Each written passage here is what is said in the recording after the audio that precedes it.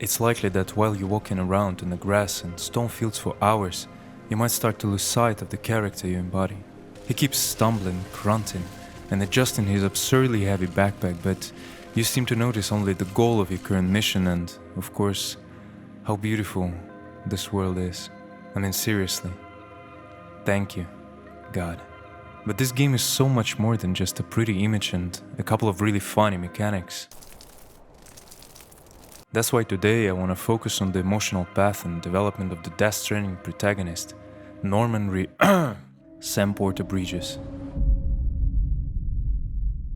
What do you feel when somebody touches you? Anxiety? Pleasure? Fear? Well, consider yourself lucky if, of course, you don't suffer from apophysis.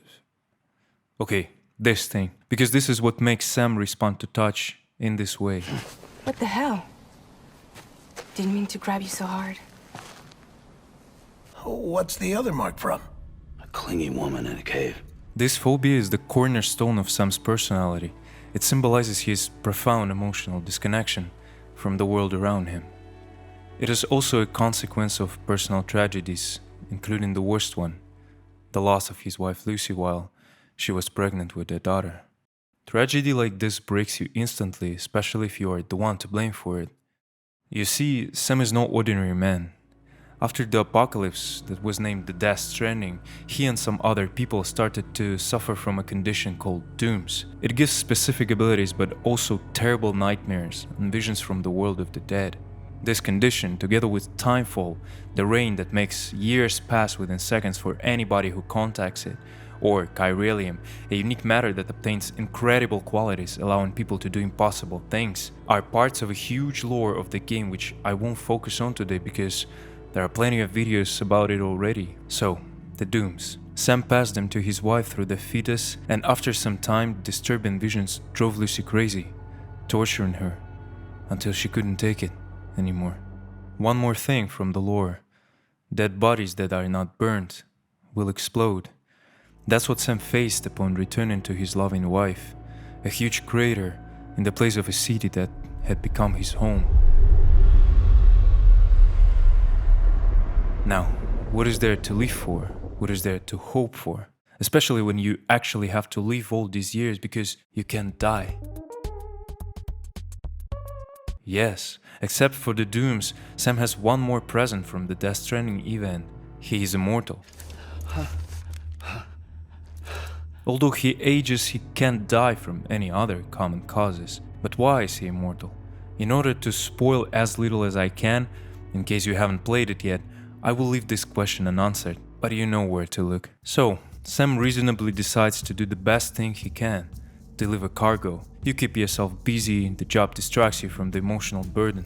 You basically don't have any human contact, rarely talking to holograms. You get your money to survive another day. That's how his long, pointless new life starts and continues until...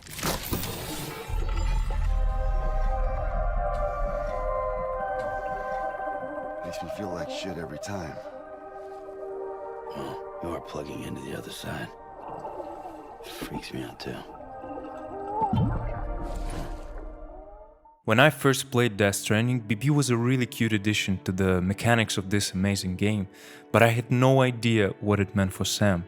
I'm not really fond of in-game logs and letters because I'm so lazy that when I play a game, I really don't want to read anything longer than info and signposts, and I was brutally punished for this. Only after I completed the game, deeply fell in love with it and studied its lore, I realized this breach baby, a vital tool for Sam's well-being during the game, was provided not only for physical but also mental survival. In the meantime, Sam gets a job from his dying stepmother, and because she is also the president of what's left of the United States, it's a bit more complicated than helping with chores. She wants Sam to reconnect all the remaining cities to the global chiralium network. According to the plan, it will help these fragments of decaying civilization to develop and thrive. Although he doesn't really care, Sam agrees because a very important person from his past is in danger, and she's right at the end of the route he's supposed to complete during his journey. Really convenient.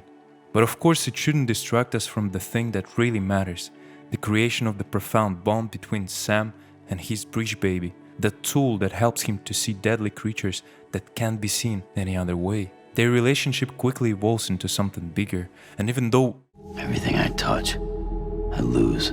Sam can't resist the desire for redemption, reunion, and hope that someday everything's gonna be better. I mean, even I myself felt so connected to this little perfection that when I would rarely fall, I didn't care about some damn cargo. I felt terrible because I could have hurt Lou. That's it. Everything's okay.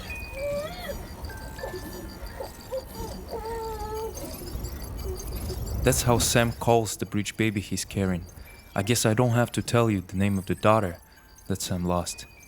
While reconnecting abandoned cities to the network, Sam also reconnects with his good past by returning to the humanity that was once forsaken by him. He also gets to face the demons that tormented him since childhood, creatures from the game's version of Limbo, placed between the living world and what comes next. But this time, Sam finally gets a chance to fight back, only because now he has Lou to show these creatures.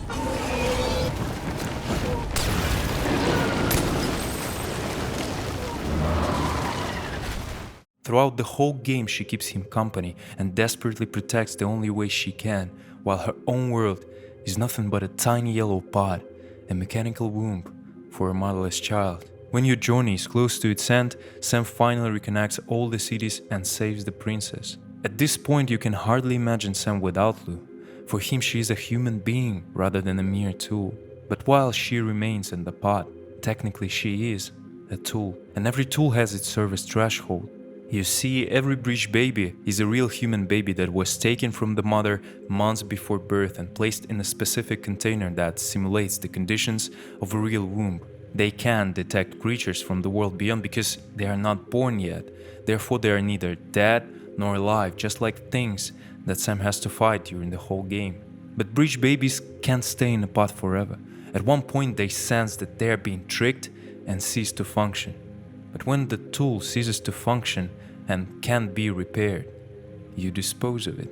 Sam's very last task in the game is to incinerate the breech baby that served its time. He has to do it in order to avoid an explosion that will happen if the body won't be properly disposed. But he can't do this. He can't let it happen again. He breaks the pod and desperately tries to save Lou.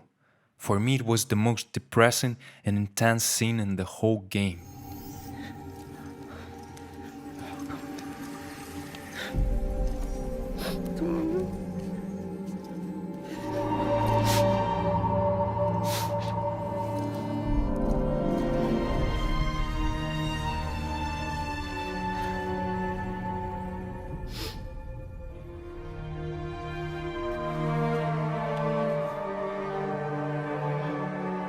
We watch Sam enduring the last and fatal blow in his life.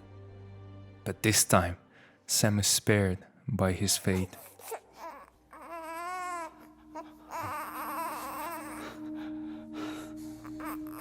One more present from the world beyond.